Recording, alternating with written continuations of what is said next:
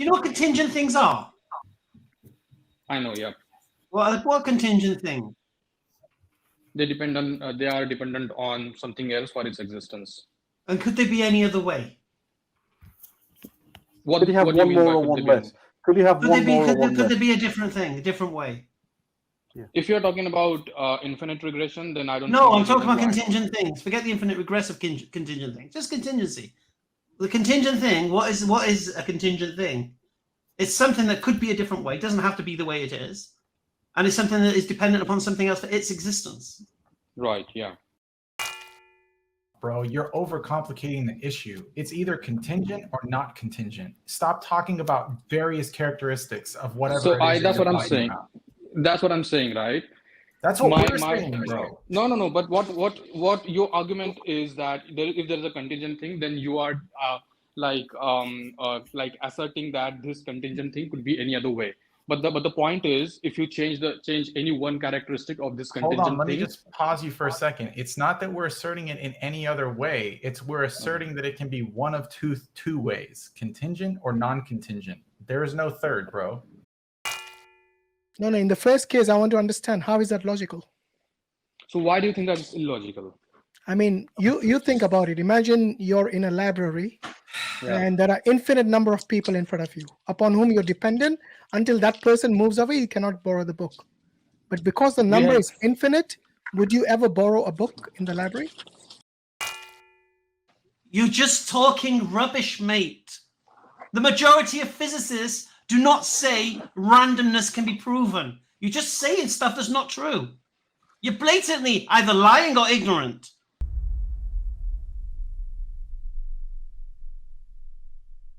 He's been at the back of the queue all this time. Yeah. Hello, Mahesh. Yeah. How are you? Hi, Mahesh. How are you doing? Hey guys, everyone. It's great Sorry, I to see didn't you. mean to surprise you. I thought you wanted to keep your camera on. Yeah, sorry. No. So yeah, it's great to see you again. So just wanted to follow up on the discussion that we had last time. A couple of points. Your Sorry. point's always a series, isn't it? It never finishes. Yeah, from the exactly. last time. Yeah, so very quickly, we discussed about infinite regression. I challenged that. The argument was that infinite regression is illogical. I challenged that, and the response I got involved the notion of time. So the answer which I got from the panel was that you can disprove infinite regression, even excluding the notion of time. So I want to understand that argument. And the second point I want to discuss is, I said that if we can assume that God is the necessary existence, why can't we assume that physics or the laws of physics can be the necessary existence? So yeah, just wanted to discuss these 2 And points. it was also asked that it was also asked for you to sort of work upon and research more on the laws which you present. How are they prescriptive in nature? The arguments which you present, because they were all descriptive. That's what Brother Ismail had said, that what you were presenting were very descriptive in nature. So how would you prove that they're prescriptive? Yeah, so I think he misunderstood my position. I didn't say that it was my conclusion that these laws were prescriptive. I was not trying to say that. I said that it's my assumption that these laws are prescriptive. And the question is whether that is a reasonable assumption. And if you think that that's an unreasonable assumption, then yeah, feel free to challenge that. But the point is that if we assume that these laws are prescriptive, then we can take it forward to give some like solid evidences of how universe could have come into existence. And how would you prove that those are prescriptive in nature? Again, it's not my conclusion that these laws are prescriptive. It's my assumption. And what are the good reasons for those assumptions? Because if we assume that, then you have like bunch of like different theories in cosmology that give you like a very good answer to how universe could have come into existence. For example, there is a theory of like cosmic cyclic cosmology. There is this theory which is put forward by Alex Willinkin, where Mahesh, yeah. But if you remember, let's sort of remember back to last week. One of the arguments that we made, and you agreed to it, was that if the logic points to a necessary independent existence, then there can only be one of those necessary independent existence. Therefore, by logic, by definition, means any other posit that you make of anything else that is independent or in itself is somehow exists without is non-contingent, those arguments are off the table. Yeah, but this is where yeah. Sorry, yeah, go ahead. Yeah, so if you agree to this, then you can't argue the other points now. They're off the table. Yeah, so I don't think so, because this is where I also wanted to discuss the point about infinite regression, because your argument of necessary existence depends on this assumption of infinite regression, that infinite regression is not possible. So without using the notion of time, can you disprove that infinite regression is not possible? Sorry, explain that. How does the argument from contingency have anything to do with infinite regression? It doesn't. No, so that's what I want to understand from you. No, why are you conflating the two? The argument from contingency is one argument. I am not. No, but you have. Can you elaborate? Conflated it. You said you can't have the argument from contingency without infinite regression. Why? So that's what I want to understand from you. So I want to to understand what the contingency argument is. That's what I'm asking. So the contingency argument is basically things that are dependent, require an explanation. Yeah. And then the necessary thing is the thing that has to exist. Yeah, but the thing is, now you can have an infinite regress of dependent things. You still need something necessary. Yeah, so so I think you are kind of conflating the two cases, because these are like two separate cases. The first case is of the finite regression of dependent things, in which case I do agree with you that you need something external to explain its cause. But there is this second case of infinite regression of dependent things, in which case you do not need an external explanation, because then that series itself is necessary. Look, so you can explain Do you understand the principle that an infinite regress of dependent things cannot exist without the necessary thing? Yeah, so that's what I'm saying. So there has to be something necessary. So in that case, the necessary thing is the whole series itself. That's what I'm saying. No. Why? Because those dependent things don't need to exist. No, that's not true. Because as I said, right? So this is why I wanted to discuss with you, why you think that the laws of physics cannot always exist. So Mahesh, because that can.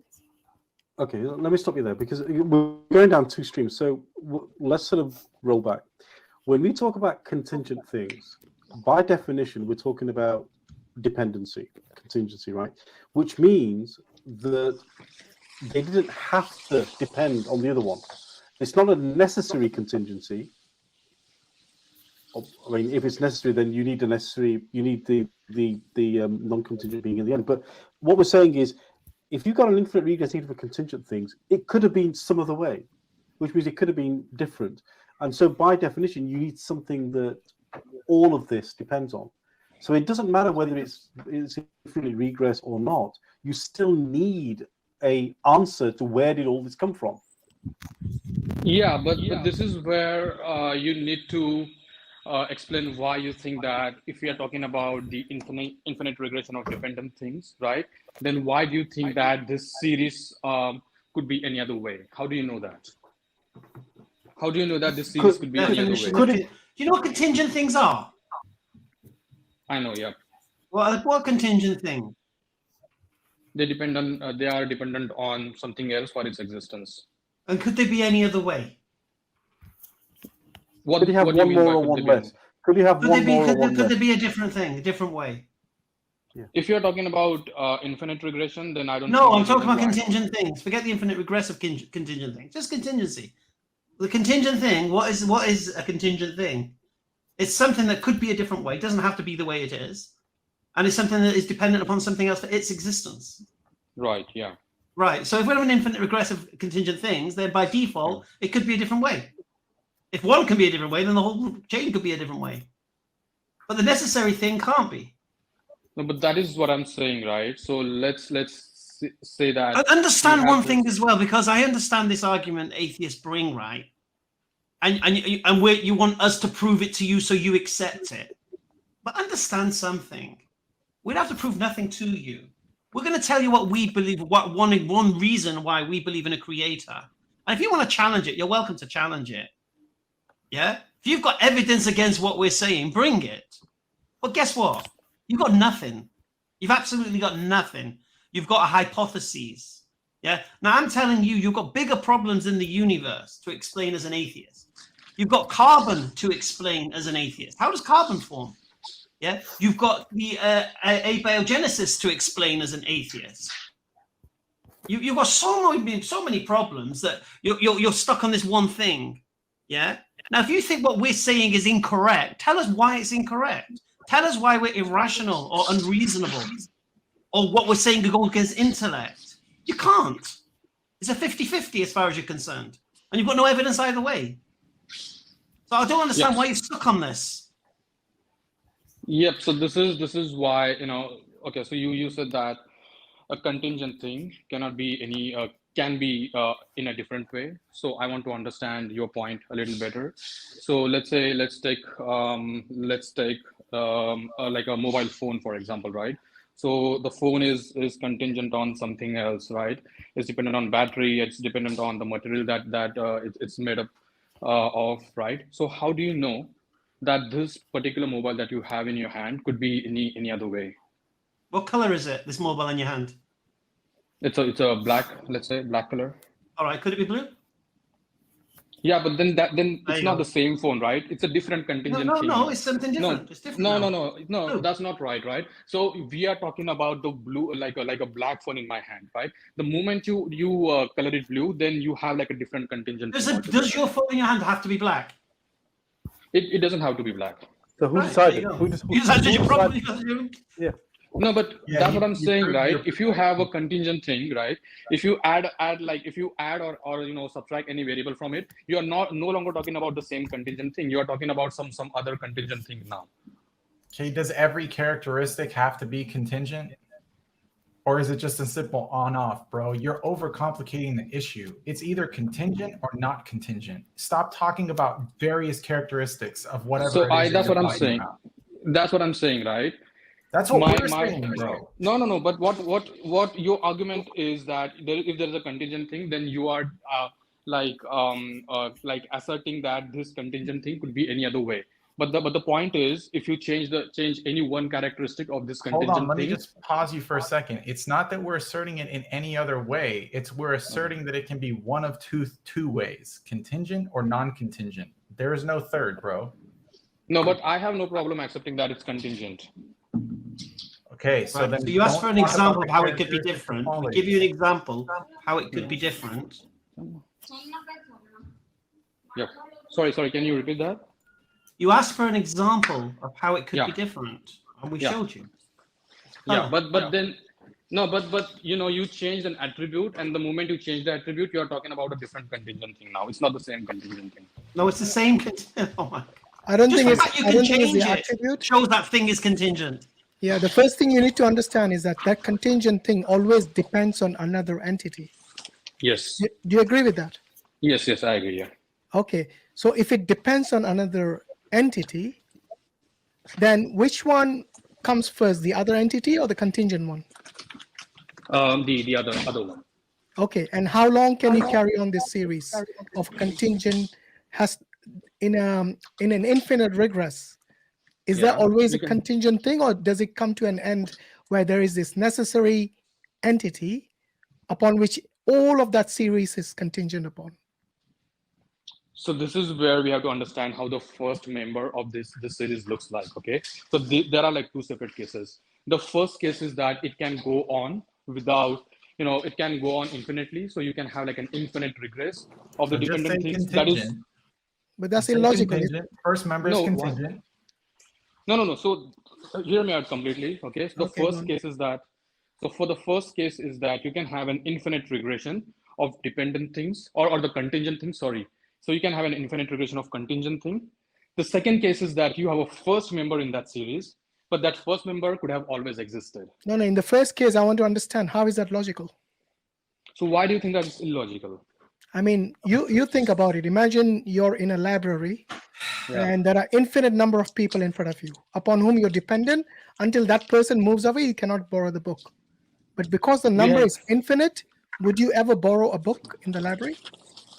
So we have already discussed this example, during the last discussion, and as I said, this example assumes notion of time, but we know that for things to exist, there doesn't have to be any notion of time. So no, I'm asking you because there's an infinite number of people in front of you. Would you ever get a book? So in the example that you mentioned, it's not possible. But again, like things for the things to exist, there doesn't have to be any notion of time. For examples like no, but the example I gave is of infinite regress. In that, and you already conceded that you will not get the book because the number in front of you is infinite. Yeah, but so there cannot be such a series where it goes on infinitely. It's not logically possible. Brother Hashim, he did this last time where he starts toying around with the concept of time. And here's the thing, I'll ask you, bro, for just a second. Mahesh, let's just cut to the chase. Let's just cut to the chase. Why are you an atheist? Yeah. I'm an agnostic, I'm not an atheist. You're all atheists are agnostic. Okay. Why don't you believe in the existence of a creator? Why did you go the other way? Because as of now, there are some questions that we do not have the answers for. And as long as we until the moment that we don't have any firm answer, we should be open to the different possibilities. So the one Are you open to the existence of God? Sorry? Are you open to the concept of the existence of God? Yes, I'm absolutely open. So why are you taking God out of the equation? I don't understand. I'm not. If God could exist, God could exist, you're an agnostic then. If you're open to the concept. Yeah, he said he said it's agnostic. I'm an agnostic. I'm not an atheist. All right, let me ask you a question. What would be different if God did exist? What will be? Sorry, can you? What would be different? What would be different? So if God exists and if he interferes in our day-to-day life, or if he has any say about our afterlife. No, God's the creator of the universe. So you believe right now that the universe is some kind of random process, yeah? Yeah. Do you believe randomness is proven? One second. Do you believe randomness is proven? No. So again, like this depends on what your definition of. Do you believe in randomness? An undirected process. Do you believe in an undirected process that just happens? So if you are defining randomness as something that is acausal, then yeah, I believe that randomness is a possibility. Right. Have you got any evidence for randomness? Yeah, I do. So many many activities in quantum mechanics are acausal by nature. So what's your proof that they're random? So quantum mechanics has different types of interpretation. The interpretation. Quantum theory. How do you prove randomness? That these quarks are random. How do you prove it? I am answering you. Okay. Go on then. So there are different interpretations of quantum mechanics, and one of the interpretations is the Copenhagen interpretation, which is what the majority of scientists believe in. And if you are to believe the Copenhagen interpretation of quantum mechanics, then you can statistically show that the processes that are involved in quantum mechanics are random. No, you can't. You're just making stuff up. No, you can't. No. Okay, so please look up. Please look. No. So please look up the Copenhagen interpretation of quantum mechanics and acausality. Okay, I'll say it again to you. Just because you don't know, you've got to know the cause of something to say it's random. If you don't know the cause of it, you can assume it's random. It could look random. You could perceive it as random, but you can't definitively say it's random. No, but you're just making stuff up, mate. I'm telling you, you're just making stuff up. You're saying long words and you think you're doing something. Anyone can check this out. Okay, so randomness is, you cannot prove randomness. Understand that. So please look up the acausality in the context of the Copenhagen interpretation of quantum mechanics, and you'll get the answer. The what? The what? The Copenhagen interpretation of quantum mechanics. And what's the proof of that randomness? There are some statistical proofs for. There are no proofs. I'm telling you straight. You go check it out again. Read your paper, whatever you've read. There are no proofs for randomness. I can show you a link to a survey that was done where the physicists have there were different opinions gathered from different physicists about what they think about the acausality or the Copenhagen interpretation of quantum mechanics, and majority of them. No, listen to me first. Mahesh, okay? So majority you're just repeating it. I'm saying it to you. No physicist can prove randomness. Don't you understand that principle? So that's why I am telling you that if you are defining randomness as acausality, then you are going against majority of the physicists out there. Okay, name a physicist that can prove randomness and tell me their proof. You're talking rubbish, mate. I'm telling you, you are talking absolute garbage right now. Yeah. So I'm telling you straight. I am not saying that you can prove randomness. What I'm saying is. Oh, so you can't prove randomness. Please hear me out, okay? What I'm saying no, because before you said you could, now you've just said I'm not saying you can prove randomness, which is what I'm arguing for. What I said if you're saying if you're agreeing with me, there is no argument. What I said was there are statistical proofs for acausality. That's what I said. And if you accept that the acausality is equivalent to randomness, then there are statistical proofs for the acausality, and there are like majority of the physicists out there, they do believe in acausality. Stop saying what you're saying. You're just talking rubbish, mate. The majority of physicists do not say randomness can be proven. You're just saying stuff that's not true. You're blatantly either lying or ignorant. Personally, I think you're ignorant. Okay, so let's first define what do we mean by randomness. Do you accept that randomness is equivalent to acausality? Do you believe that? Say that again, sorry? Is randomness equivalent to acausality? What's acausality? That the things have no cause. Undirected cause. I'm talking about acausality. That is the things happen spontaneously without any cause. Yeah, well, that's everything happens for bloody cause, mate. That's essentially appealing to magic. I'm sorry. I mean, everything has a cause. Everything has a cause. Okay, so you are now going against majority of the physicists out there because I believe that this video will be uploaded on YouTube, so I will post the link on this video where name something the physicists say doesn't have a cause. As I told you, right? For example, the degradation of there are like some elements which are which can lose atoms. So we call those like radioactive elements. Are you talking about radioactive decay? I'm talking about radioactive decay, and this radioactive decay. Are you saying that? Right. So 1 second. Hold on. Let me finish. So this radioactive elements, they have something called as a half-life, where you cannot predict when those particular elements will lose a particle, right? So it is fundamentally acausal. What causes them to lose a particle is fundamentally acausal. That's what No. That's rubbish. Okay, I'm going to say to you guys, you're wasting your time with this guy because he's just denying basic realities. Okay. Radioactive decay may appear random, but if you don't know the cause of you don't know what's causing the decay. So if you don't know what's causing the decay, because something's causing the decay, because it's decaying. So what physicists say, they can't say that's random. You can't say just because you don't know the cause of something, it must be random. It's not about the cause of the decay. Sorry, it's not about the cause of the decay. It's about the time. It is about when that will. You know what? I can't handle someone who's just basically saying things that are just incorrect and false. Last time when he came in here, I labeled him as a Possibilian because but every single time that you talk to him, there's always a possibility about something else being there, and he won't just stick to the concepts that he understands. And most important is that he began with the philosophical perspective, and you had said to him, Brother Morris, that let's not jump paradigms. So from philosophy you're going to then physics, and then you're going everywhere just to prove the point. That's right. You stick to one particular paradigm. Philosophy and science go hand to hand.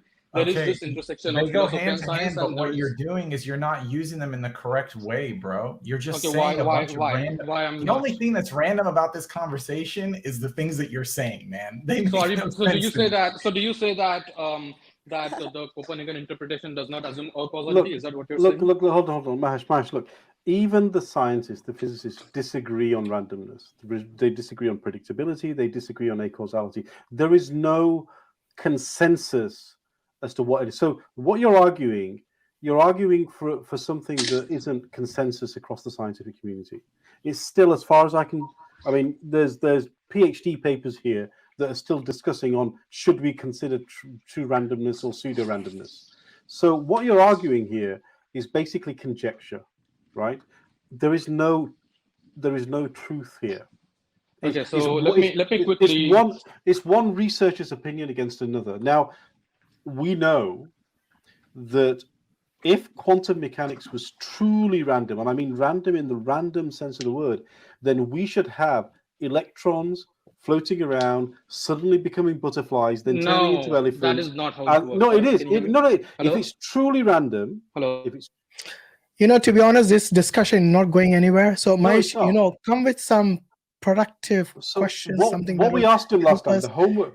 But he doesn't even accept, like infinite regress is illogical. I don't know which scientist told him it is logical. Yeah. Can you name one scientist who says it's logical? Okay, sorry, I lost you for. No. Answer me one question, please. Yeah. Do you know any scientist who says infinite regress is logical? No one is going to say that infinite regress is goodbye, logical. Mahesh. No. It's a waste of time. This no. He's all over the place. And I'm so happy that you guys do this because you. Okay, so the guy who's waiting in the background, we asked for video verification for everyone, whether it's for you or not. It's for our security reasons. So if you want to come on the panel, you need to switch on your camera. Otherwise, ask your question in the back chat. All right, go on, Hamza. You're saying something? I'm saying I'm so happy that you guys do this because you keep these fruitcakes away from Hamza's desk. So happy, man. You've got a conduit. You've got a place they can go where they can be heard. These people wouldn't last 2 minutes in the den. Yeah. Honestly, we want people who are asking sincere questions for sincere reasons. And going back to our guys, the atheists. See, the way atheists work is this, right? They've not seen any evidence for God. They really haven't. They act like, oh, lack of evidence. You've seen nothing, or you've rejected nothing. You just don't want to believe, which is fine. Okay. First position, I think, as Muslims, we should adopt. As theists, we should adopt. We don't have to prove nothing to you, mate. All we need to do is to demonstrate to you that we're rational in our beliefs and why we believe. And like I said, when I speak to atheists now and they ask me, what's your proof of God? Science, mate. Yeah? Biology, chemistry, physics, all point to intelligent design, all point to an intelligent creator as the best explanation for everything. Yeah? Nothing else can explain it. You can go to your Darwinian evolution, then you're stuck on randomness again because you need random mutation. You need absurd probabilities for these beneficial mutations to occur to create some beneficial proteins. The absurdities, the carbon, the fine tuning. People say, I speak to atheists, say, oh, fine tuning doesn't exist. Really? So why are you positing multiverse as an explanation for it then? Because if there was no fine tuning, you wouldn't need an explanation. But your best explanation is a multiverse. And then you move on to inflaton fields, this universe creating machine, which is like, well, wait a minute, you got no evidence of that either. We believe in that. So this is the reality. So all you could do with it, you're not going to convince them. You just need to show them why you believe and show that your belief is rational, right? This is the first step. So scientifically, we've beaten them. But then we pull out then we can pull out the revelation card. And this is our extra stuff now. They've got nothing extra now. So I always like to ask an atheist, why are you an atheist? Why have you sided this way and not the other way? Do you get me? And sometimes I feel that we get interrogated by atheists as if like we have to prove ourselves to them. And we don't. So the contradiction here, I mean, this is a great thing that you said, which is that by definition, atheists are hard determinists. By definition. They have to be. And nihilists have to be nihilists as well. So therefore, if by definition you are a hard determinist, there is no room for randomness in your world. So you can't argue for randomness from a atheistic perspective. Correct. Now, okay, that's the first one. The second thing is coming on here and saying you're agnostic. You're making a knowledge claim now. You're saying I don't know enough. But Hamza, you asked a very good question actually, which is I was just about to mention that. Yeah, I know where you're going with it. If you don't know enough, then what have you heard? And he never answered that question. So he's not actually exploring. He's not here to learn. Because if you're an agnostic, you're here to learn. And you're clearly not. So actually, Mahesh, you actually have an atheistic position that actually puts you in the camp of hard determinism. You're not actually searching for knowledge. Listen, all atheists. I'm going to make this claim. You posited it beautifully, by the way, because you said, why are you removing God? And that reinforces the narrative that he's taken the atheist position. No, listen, all atheists, there's no difference, right? You speak to anyone who claims to be an atheist, you say, could God exist? And they have to say yes. They have to say yes. He could exist. But I don't believe so. Okay, fine. So why, when you do all your experimentation, all your hypotheses, do you remove God? Right. Why is everything naturalistic now? Where you've already conceded God could exist. So you're doing your experiments and all this. with God out the equation. Why? That's You right. just said God could exist. So every single atheist is the same. I'm telling you, agnostic, atheist, all the same. Yeah, They have to concede God exists.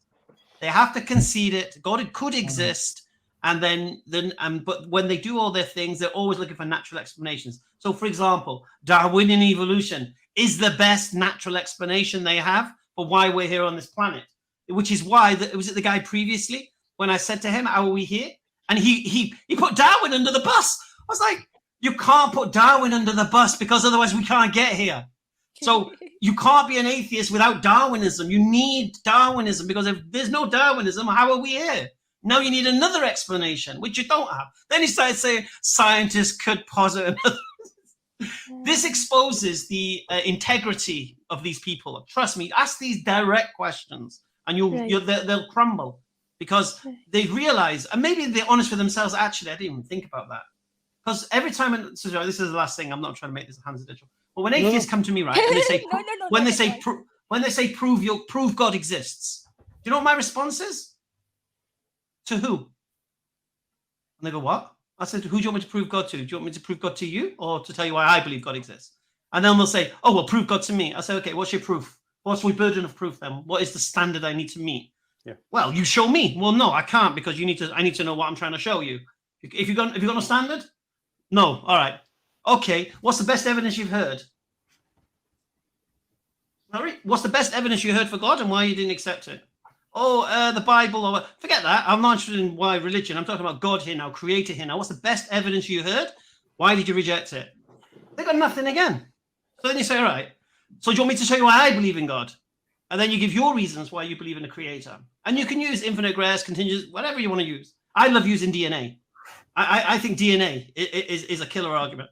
The idea of information, which is functional and systematic, which serves a purpose in DNA. Where did it come from? Science is silent. Science says we don't know. We don't know where it come from. What did you label it? Functional systematic intelligence?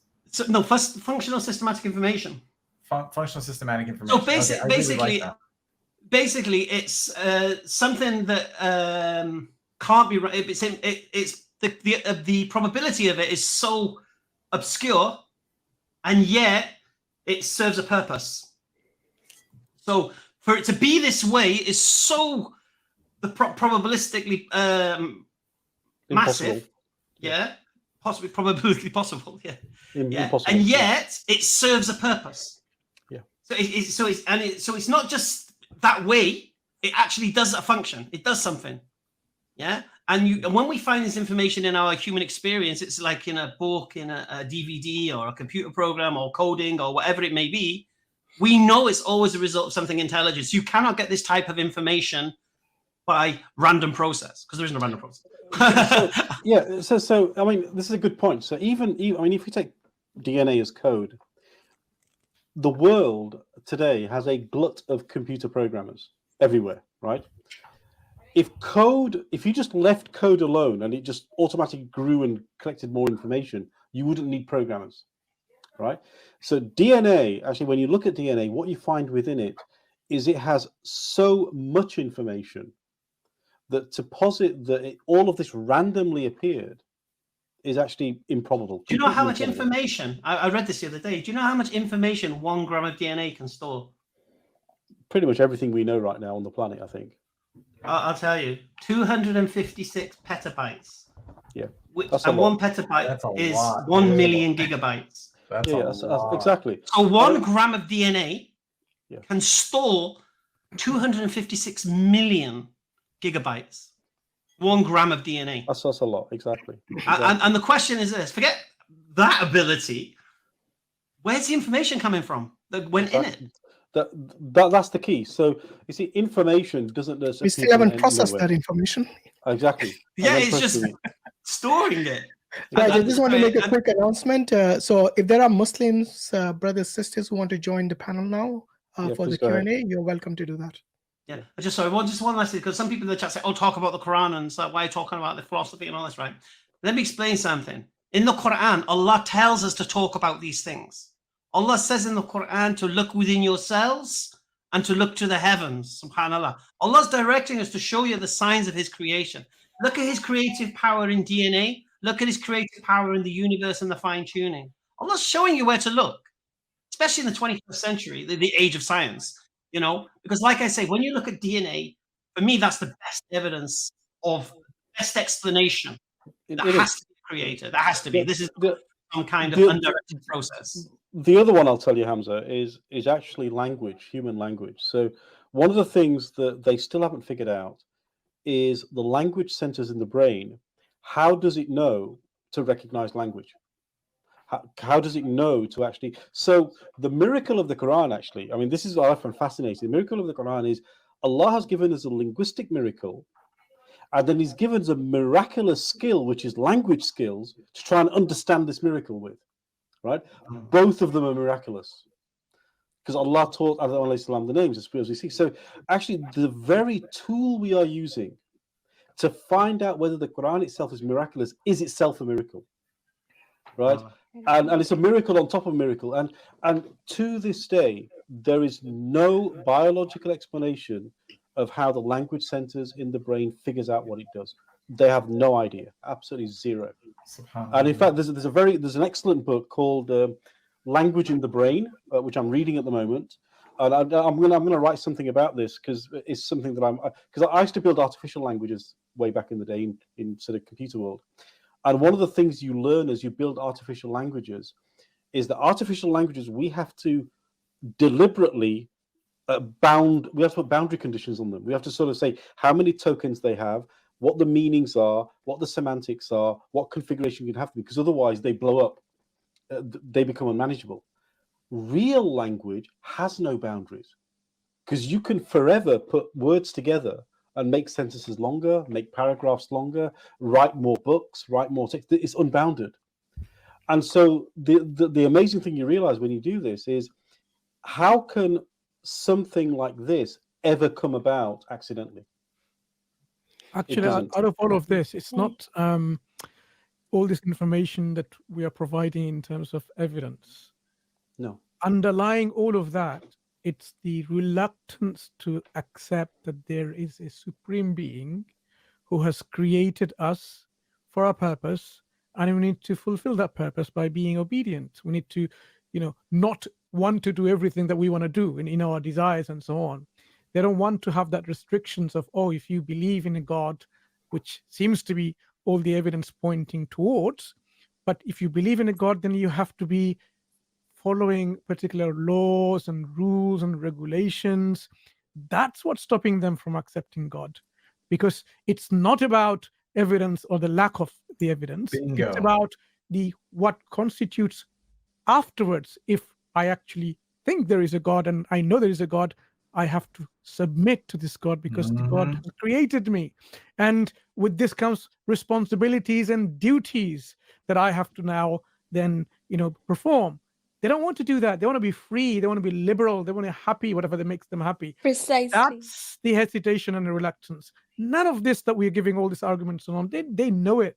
I mean, this is why that Hamza is saying, actually, there are no real atheists. This is just a pretense. This is just a smoke screen in which they're trying to make some excuses, saying, actually, my position is somehow justified. If they cannot justify their position now here with us, and we are not like someone who is, teaching postgrad philosophy here. Some of you may be trained, but I'm saying we're not experts. If you can't even prove your point and argue your point about that God doesn't exist, and you think, okay, God possibly exists, in the day of judgment, when you will be in front of your Creator, how would you justify this? How would you justify your position of your non-belief, of your disbelief, of your arrogant stubbornness? You won't be able to. Only then you'll realize that, yes, hellfire is waiting for you, but it'll be too late. It will be too late. There will be no coming back. Quran talks about these people. They will say, oh, God, Allah, send us back. We will be good. We will do what we're supposed to do. Send us back. But Allah says there is no sending back. So I'm just reminding everyone, the Quran tells exactly about you what we will do and have pleased in the hereafter, but there will be no coming back. So why do you run against your or for your desires in this life, because your desires will one day come to an end when you die. Do you really think you're going to live forever? You're not going to live forever. You will die like the rest of us. When you die, you will certainly see the truth. The Quran says very clearly, when you die, the truth will come to you. But that will be too late for you. But for us Muslims, alhamdulillah, we have the conviction and we have the humility to accept that, yes, we are a creation of God.